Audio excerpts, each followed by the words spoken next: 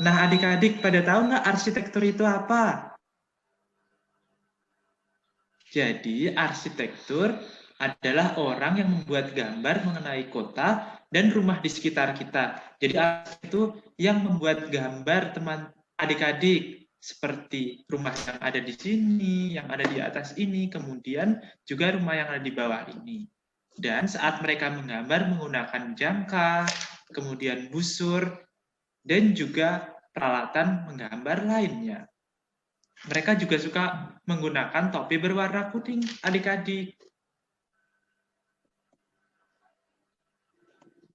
Nah, selanjutnya, apakah green architecture itu? Nah, green architecture itu nama lainnya dalam bahasa Indonesia disebut arsitektur hijau.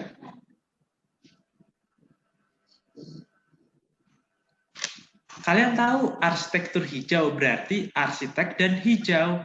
Hijaunya ada tumbuhan, tanaman, seperti yang ada di gambar di sini, adik-adik.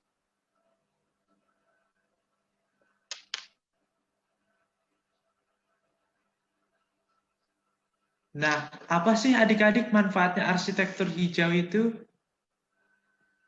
Nah, berbagai macam contoh arsitektur hijau, contohnya taman-taman di gedung dan di rumah misalnya, adik-adik.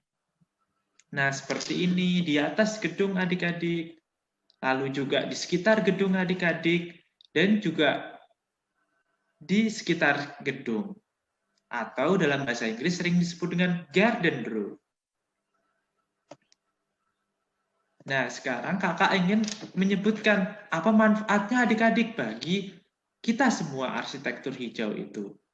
Jadi, arsitektur hijau untuk menyelamatkan bumi kita dari polusi udara atau pokoknya supaya membuat bumi kita menjadi lebih hijau dan lebih dingin adik-adik. Sehingga kita tidak perlu menyalakan AC adik-adik dan kita bisa hemat energi.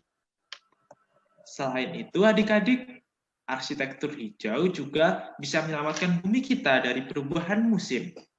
Kalian tahu adik-adik bila perubahan musim itu terjadi sangatlah mengerikan karena dapat membuat es yang ada di bumi kita meleleh, mencair, dan juga pemanasan global lainnya.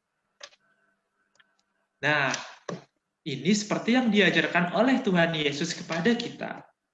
Jadi, dalam Kejadian 1:26, Allah berkata agar kita menguasai bumi. Namun menguasai buminya bukan merusak bumi, namun merawat dan menjaga bumi dengan sebaik-baiknya.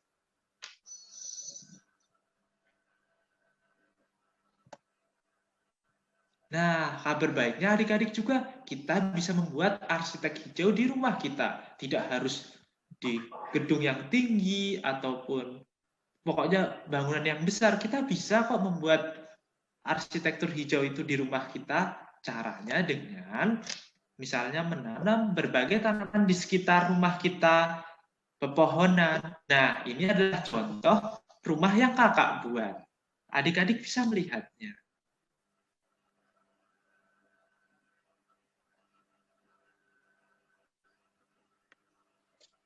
Nah, indah bukan? Sekitarnya berwarna hijau, kemudian ada pepohonan, dan tampak sangat asri. Selain berguna untuk kita, kenyamanan juga untuk bumi kita, sehingga kita dapat mencintai bumi kita dan merawatnya dengan sebaik-baiknya. Nah, sekian presentasi dari kakak adik-adik. Sekarang waktunya kuis.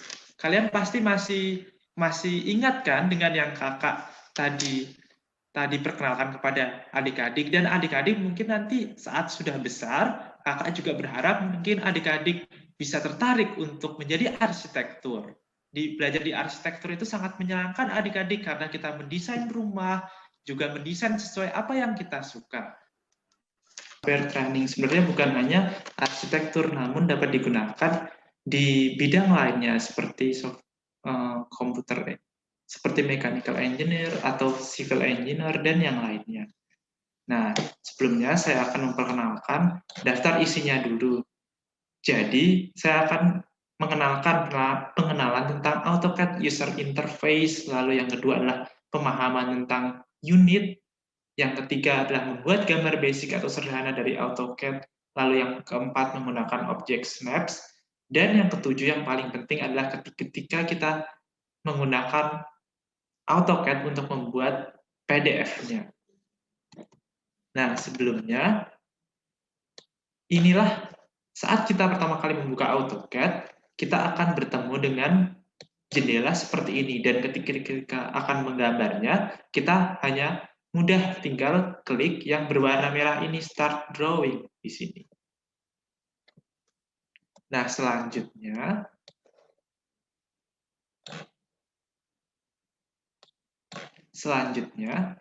bila kita sudah mengkliknya, maka akan muncul jendela seperti ini. Nah, teman-teman,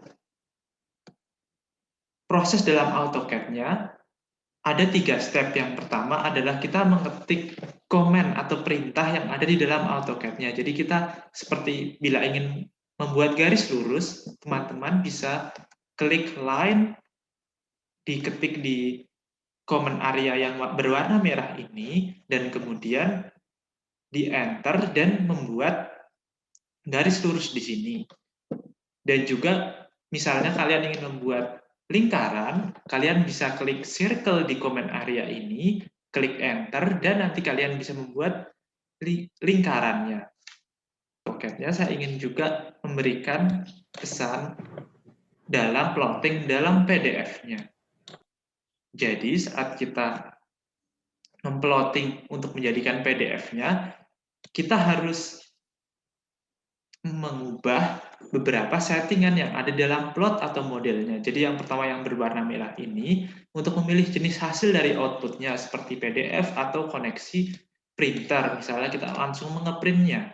Nah, lalu yang paper size ini adalah ukuran kertas. Misalnya kalian ingin ISO A3 atau ISO A4 dan yang lainnya. Dan untuk plot style table yang ada di sini, kalian untuk memilih jenis warna yang ingin kalian gunakan. Jadi pada umumnya kita memprintnya secara langsung saja, kalian pilih monokrom. Cuman jika kalian ingin memilih warna dari setiap garisnya, kalian bisa atur di sini. Dan juga untuk skala atau scale-nya kalian bisa dipilih di sini, misalnya 1:100, 1:200, dan selanjutnya.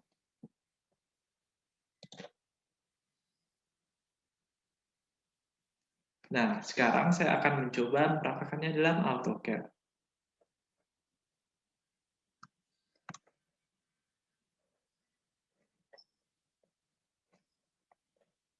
Sebelumnya saya akan menampilkan video juga yang sudah saya buat dari penggunaan AutoCAD tersebut.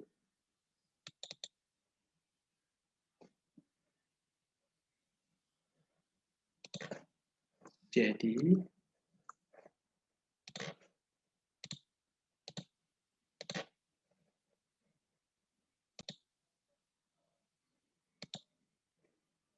ini adalah gedung yang saya buat dari AutoCAD-nya.